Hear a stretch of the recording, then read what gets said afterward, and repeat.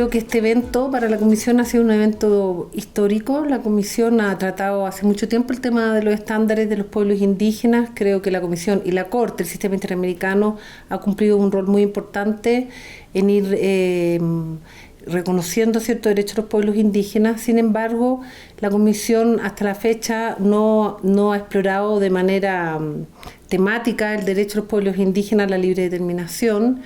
En ese sentido, creo que este evento ha sido muy importante para empezar desde la Comisión a trabajar también el derecho a la libre determinación de los pueblos. Hasta la fecha la Comisión, ¿cierto?, y la Corte a través de los estándares ha trabajado los distintos elementos que a nuestro juicio conforman el derecho a la libre determinación, como el derecho a la consulta previa, libre e informada, el derecho al consentimiento, los derechos culturales, los derechos políticos, derechos participativos. Hay muchos estándares en esa materia. Cada uno de esos elementos, sin lugar a dudas, ¿cierto?, son elementos del derecho a la libre determinación, pero efectivamente actualmente la Comisión yo creo que tiene que empezar a trabajar el concepto del derecho a la libre determinación como un derecho en sí mismo, más allá de los elementos que conforman este derecho.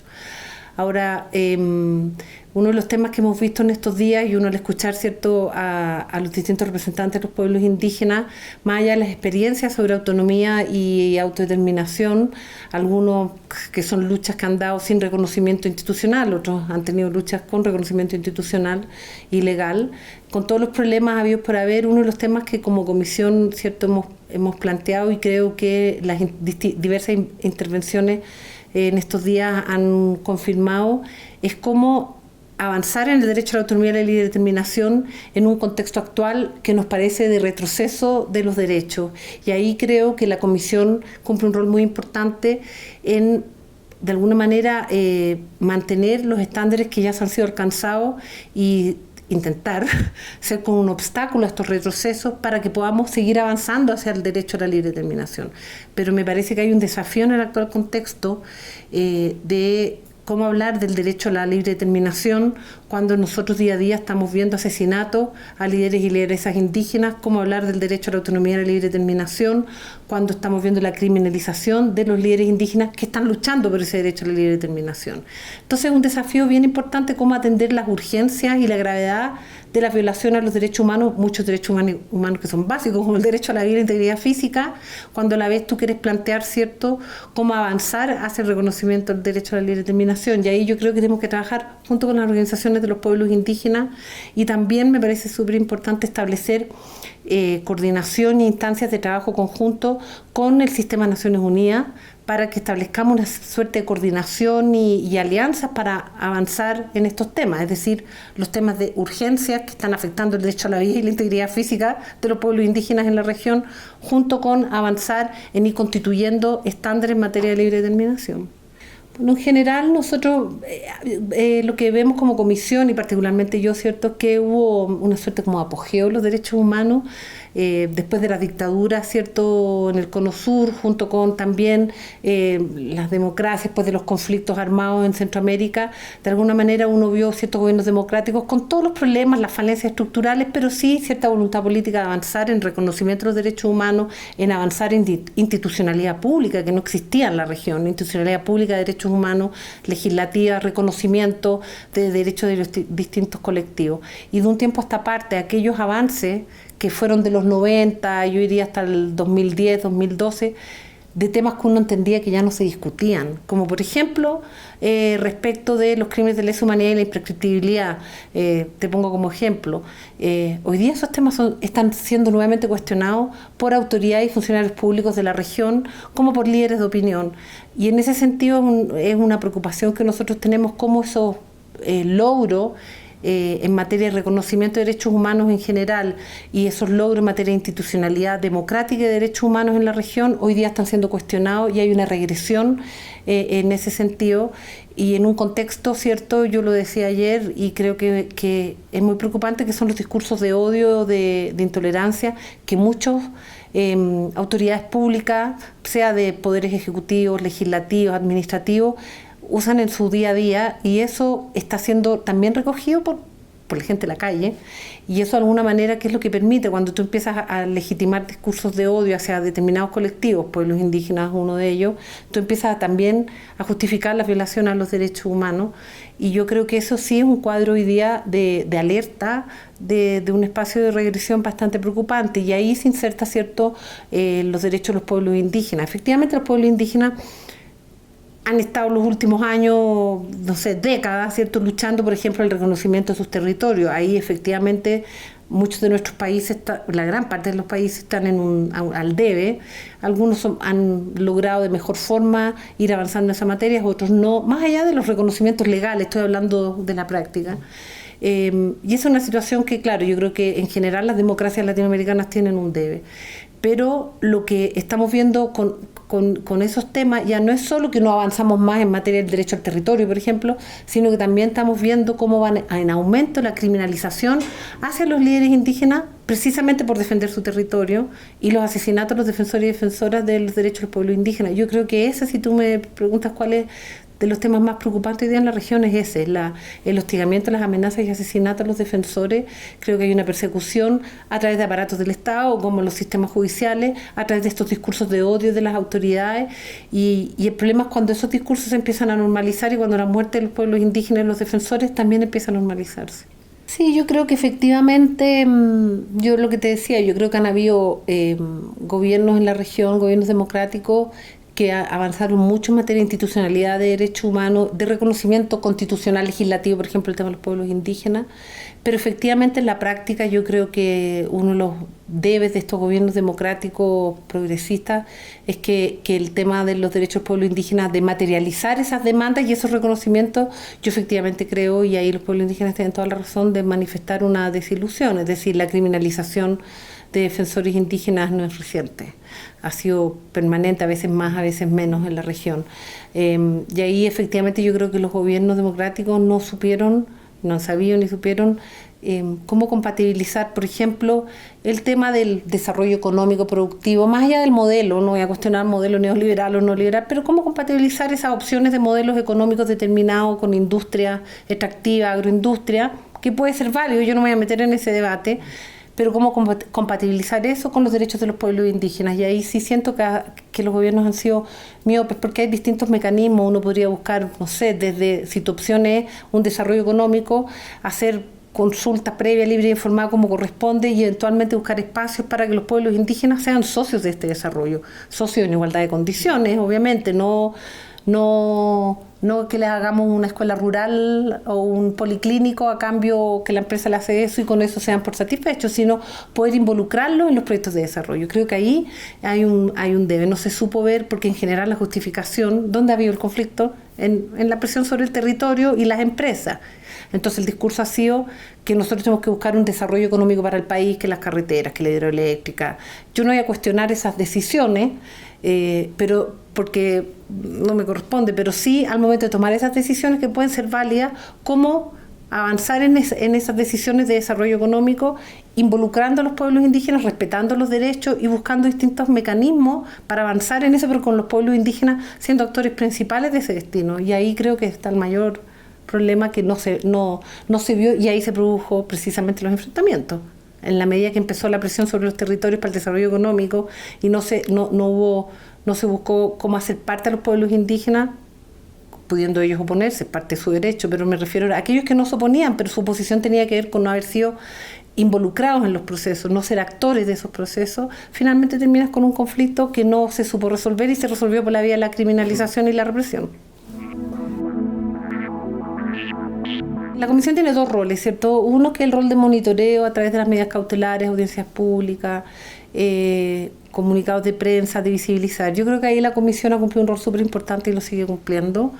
La comisión, a través de sus denuncias y sus comunicados, ha puesto en alerta situaciones de violación de los derechos humanos que no estaban en la esfera internacional o en las esferas de los otros gobiernos.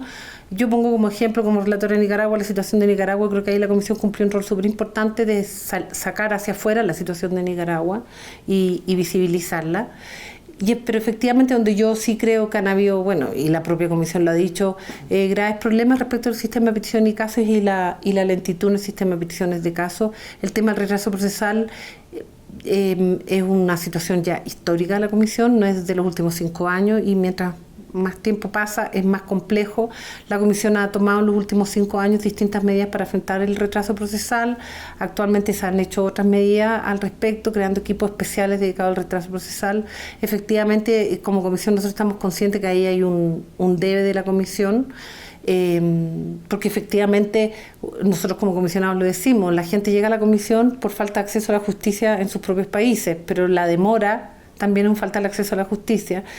Es un problema estructural, yo soy súper consciente, pero su solución, de verdad se han buscado distintas soluciones. Yo espero que las últimas decisiones que ha tomado la Comisión logren afrontar eso. Ahora, el retraso procesal, que es histórico y estructural, se junta con que cada vez llegan más peticiones y casos. Entonces, el problema es que a medida que la Comisión es más conocida, llegan más casos, y entonces los casos antiguos siguen atrasándose, es un círculo vicioso. Y junto con eso hay un tema de recursos. Yo no diría que el tema de la Comisión del retraso procesal es solo un tema de recursos. Hay un problema ahí estructural que se ha ido cambiando cómo afrontar los casos que están en retraso procesal. Pero también yo sí creo que hay un problema de recursos, porque en el fondo tú, para tener un equipo que se dedica a sacar retraso procesal, tienes que sacar gente del monitoreo, y el monitoreo es una manera también de mantener en alerta las situaciones de violación y responder en tiempo real a esas situaciones. Entonces, es bien complejo, y yo me doy cuenta, y yo creo que para los comisionados también es muy incómodo y también triste a veces cuando nosotros en las audiencias o en las visitas a países tú recibes gente que lleva con un caso en la Comisión hace 10 años. Yo espero que las últimas medidas que nosotros aprobamos, creo que fue en diciembre en la Comisión, no recuerdo ahora los números, pero hay todo un estudio, estos son los casos de retraso procesal, si lo hacemos así o así, con esa manera nosotros esperamos de aquí a tantos años afrontar el retraso procesal. Es compleja la situación además del retraso procesal, ¿sabes por qué? Porque para eso tú tienes que cambiar un poco el procedimiento. Aquellos casos antiguos. ¿Qué pasa con aquellos casos que llevan 2, 3 años con inactividad total, que tú escribes a los peticionarios y no contestan, los cierras, y luego entonces tienes un problema con las propias organizaciones que dicen, pero ¿cómo? Ese peticionario tiene derecho a que se le haga justicia en el sistema interamericano, pero si no se está moviendo, los archiva. O, por ejemplo, hay muchos casos en el retraso procesal que son similares, o sea, cambian la víctima, pero es exactamente porque son problemas estructurales de falta al debido proceso. En algún momento se ha discutido acumular casos en un país determinado. Pero ahí tú tienes reacciones contrarias de parte de los estados, primero porque ellos tienen que responder, y si tú le mandas como un solo caso, 10 casos particulares, ellos dicen que no tienen tiempo para responder en los plazos, pero también tienes reclamo de parte de las organizaciones de la sociedad civil que sienten que cada caso vale igual que el otro. Entonces, cualquier manera de resolver el retraso procesal también implica de alguna manera tomar decisiones que a veces no son comprendidas por los distintos actores del sistema, llámese sociedad civil como Estado. Es súper complicado. En la actualidad son pocos estados los que no van a las audiencias o no responden, son los menos. Por ejemplo, Venezuela, con todos los conflictos que tiene, Venezuela va a las audiencias y Venezuela responde. Nosotros no podemos ir a Venezuela, pero ellos van a la audiencia y van preparados, responden, independientemente si la sociedad civil está conforme o no con la respuesta, pero ellos responden y van y responden a nuestro oficio. Nicaragua hace muchos años que no va a las audiencias y ahora menos. Ecuador ahora va. No, Ecuador está yendo. Eso en cuanto como la participación de las audiencias y las respuestas. La mayoría responde. Bueno, Cuba no responde ni va porque no se sienten parte del sistema, pero ellos no responden. Ahora ahí sí efectivamente hay un problema, y a veces también la gente esa parte tampoco la entiende. En el fondo la gente a veces piensa que la Comisión es una suerte de policía internacional, entonces dice, bueno, si no responde, haga algo. Nosotros no podemos meter preso a un Estado, no tenemos imperio, por decirlo así, y eso cuesta que la gente entienda, sobre todo cuando hay crisis de derechos humanos, que siente que la Comisión no hace más, pero no puede hacer más.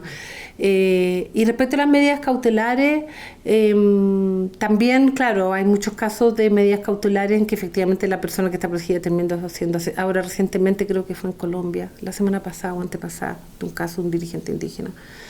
Efectivamente eso pasa. Nosotros estamos siempre haciendo seguimiento a reuniones de trabajo respecto a las medidas cautelares. En general los estados tienden a ir a las reuniones a darle información respecto a las medidas cautelares, sí.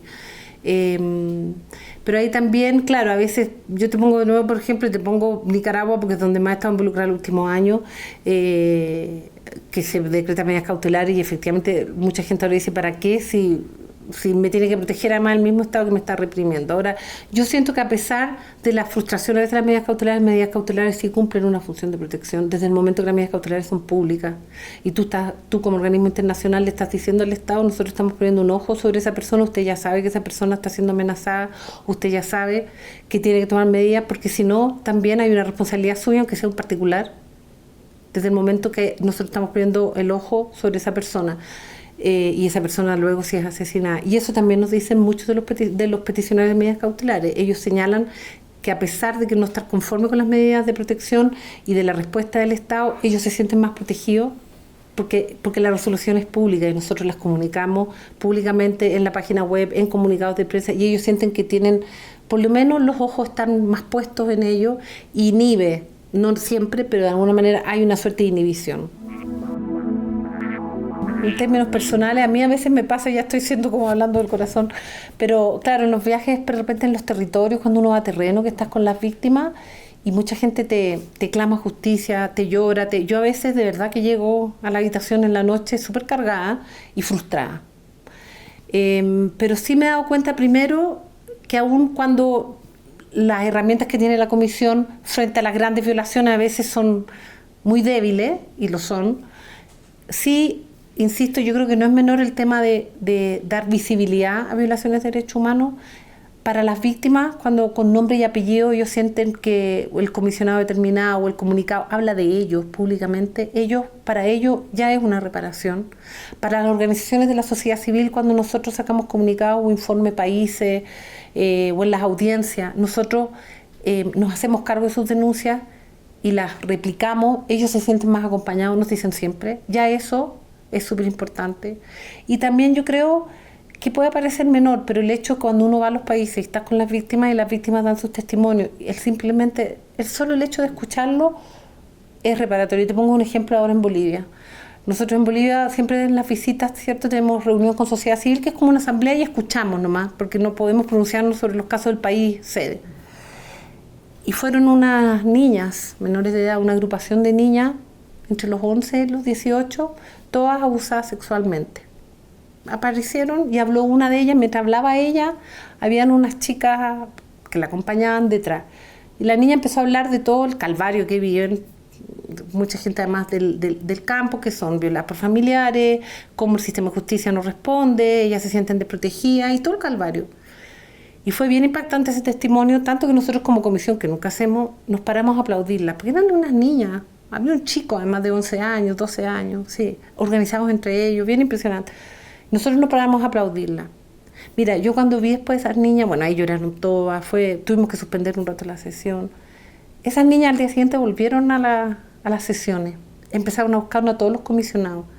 Y una de ellas a mí me dijo, una chica como de 15, que habían tenido una fiesta ese día en la noche, porque era la primera vez que alguien las escuchaba. Entonces, aparece un tema menor, pero yo creo para esas niñas, ¿me entiendes? Y eso ya, porque además ellas nos miran como esta gente, organismos internacionales, como que le da mucha más importancia a la que yo siento que nosotros tenemos, pero para ellas eran 7 comisionados, escuchando, nos paramos, aplaudimos, fueron al día siguiente, se sacaron fotos con todos los comisionados, pasaron todos los días de las comisiones, y esa niña cuando a mí me dijo era la primera vez que alguien nos escuchaba y nos entendía, hicimos una fiesta, en la noche se juntaron, para ella fue una fiesta, y eso ya en sí creo que es reparatorio, y por eso ya yo creo que la comisión cumple un rol.